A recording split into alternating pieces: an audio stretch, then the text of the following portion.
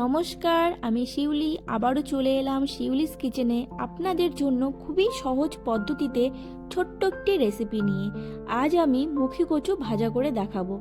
এখানে পরিমাণ মতো মুখী কচু নিয়ে নিয়েছি, যেগুলো ভালোভাবে ধুয়ে চিপসের মতো গোল গোল করে কেটে রেখেছি।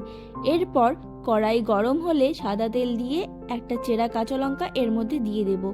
এর সাথে কচুগুলো দিয়ে দেব। এরপর ভালোভাবে নাড়াচাড়া করে কচুগুলোর পিছল ভাব চলে যাওয়া পর্যন্ত ভেজে কিছুক্ষণের জন্য ঢেকে সেদ্ধ হতে দেব। সেদ্ধ হয়ে গেলে নুন হলুদ পরিমাণ মতো দিয়ে লাল লাল করে ভেজে সবশেষে সামান্য চিনি দিয়ে নামিয়ে।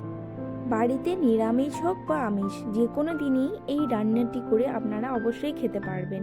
আর আমার রান্নাগুলো ভালো লাগলে অবশ্যই পাশে থাকবেন। ধন্যবাদ। আর করে খাওয়াবেন সবাইকে।